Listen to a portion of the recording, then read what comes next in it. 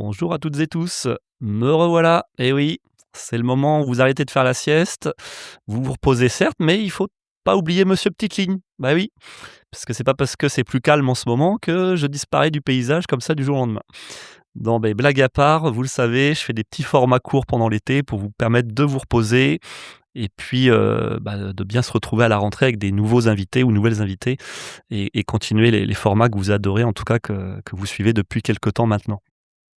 Sur ce petit épisode, j'avais envie de reprendre ma casquette de conseiller en investissement financier et vous donner, voilà quelques petites informations, quelques petites astuces qui sont accessibles à tous concernant les placements financiers. De plus en plus dans mes rendez-vous clients, j'explique, à mes clients qu'ils peuvent retrouver des informations assez synthétiques sur les fonds dans lesquels ils peuvent investir ou dans lesquels ils investissent à travers les produits financiers que je leur propose, comme l'assurance vie notamment. C'est, un petit logiciel qui est accessible sur, les plateformes, qui s'appelle Cantalis. Donc Cantalis, c'est un outil, qui référence en fait tout un tas de fonds proposés par des sociétés de gestion dans lequel, on peut investir à travers les produits, bancaires, assurance vie et cetera et vous aurez accès, de manière libre à certaines fonctionnalités. Moi, bien sûr, au niveau de mon cabinet, j'ai des licences pour, aller chercher encore plus d'informations, en fonction des besoins de chacun. Mais déjà, si vous tapez Cantalis, Quantalys, eh bien, vous allez arriver donc sur, un petit moteur de recherche qui va vous permettre d'aller chercher des informations sur certains fonds. Alors, chaque fonds, quand vous prenez votre contrat, on a ce qu'on appelle un code ISIN. C'est des chiffres et des lettres souvent, c'est un peu la plaque d'immatriculation du fonds, voilà, pour l'identifier. Donc ça commence par souvent, FR avec des suites de chiffres ou, LU, des suites de chiffres et cetera. Donc soit vous avez ce code ISIN qui permet d'identifier le fonds, soit des fois le nom du fonds. Parce que le fonds, il a forcément un nom en fonction de la société de gestion. Je vais prendre 2 exemples, alors il y en a des centaines, des fonds. Mais si on prend par exemple la société de gestion Clartan Associés. Vous qui propose donc plusieurs fonds, on va par exemple taper dans Cantalis le fonds qui s'appelle Clartan Valeur C. Donc soit par le code ISIN, soit par le nom du fonds. Et là, si vous rentrez ça dans le petit moteur de recherche, vous allez trouver donc un certain nombre d'informations sur le fonds, notamment les rendements des années précédentes. Donc là, si vous êtes comme moi en train de taper Clartan Valeur C sur Cantalis, on voit par exemple en 2025, le fonds a fait 22% et quelques de rendement, 2024 7%, 2023 22%. Et on peut même voir depuis le 1er janvier de l'année en cours, là il est actuellement à 7,62% au 15 juillet 2026. On voit aussi la courbe, le graphique. On voit que c'est un fonds qui est plus ou moins volatile, avec des montées, des baisses selon les marchés financiers, le comportement et le contexte.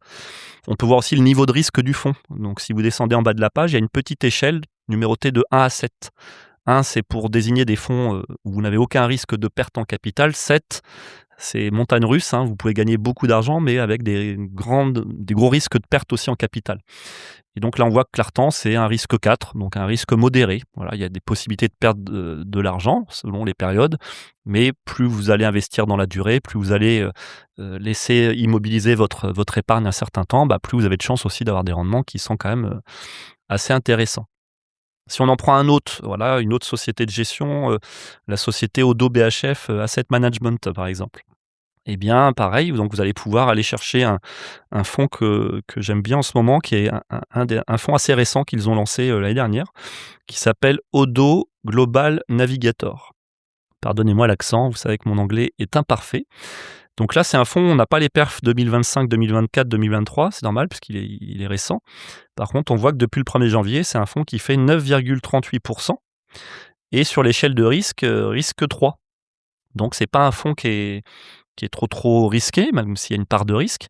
Ce qui est pas mal avec ce fonds, c'est qu'on voit que c'est un fonds investi à l'échelle mondiale, donc dans différents pays, au niveau zone géographique. C'est un fonds où il y a des actions, il y a des obligations, il y a même des ETF, donc il est assez diversifié. Et en tout cas, ça nous permet d'avoir quelques informations dessus. Donc n'hésitez pas à vous amuser à prendre la liste, par exemple, dans un produit d'assurance vie. Souvent, le courtier ou le gestionnaire de patrimoine peut vous transmettre la liste de tous les fonds auxquels vous pouvez accéder à travers votre contrat. Quand vous avez souscrit un contrat, vous avez toute une liste de fonds que vous pouvez, sur lesquels vous pouvez investir et sur lesquels le conseiller vous a pas forcément, il va pas mettre une centaine de fonds, forcément dans votre produit. Il va en sélectionner des fois 4, 5, 6 par exemple. Bah, vous pouvez repérer, vous amuser avec Cantalis et puis discuter avec votre conseiller, vous dire: «Tiens, j'ai repéré ce fonds-là, il a des bonnes performances, il est plus ou moins risqué. Est-ce que je pourrais en mettre une petite partie, dans mon épargne?» Voilà, ça peut vous permettre, d'avoir cette petite curiosité et d'avoir des informations qui sont sympas. Et après, lui, le conseiller, il peut vous extraire encore plus d'informations, la liste des entreprises, des principales entreprises dans lesquelles le fonds investit, si c'est un fonds qui est plus ou moins vertueux par rapport à des critères ESG, environnement, social, gouvernance, dans quel pays exactement, avec quelle proportion votre épargne est investie. Enfin, après, voilà, vous pourrez pousser encore plus loin. Mais voilà, je vous invite à aller voir ce logiciel qui est accessible, Cantalis, et je trouve que c'est assez sympa de pouvoir justement, avoir quelque chose un peu concret sur parfois des choses qui sont abstraites dans notre métier, de l'épargne et de la retraite. Voilà, sur ce, je vous laisse sur votre chaise longue. Profitez, vous amusez à taper plein de codizines pour vous endormir et faire une belle sieste derrière. Et puis bien sûr, profitez de ce temps pour vous reposer et je vous retrouverai à nouveau bientôt à la rentrée avec d'autres invités. Mais en attendant, voilà, c'était un petit épisode format court pour cet été 2026. À très bientôt.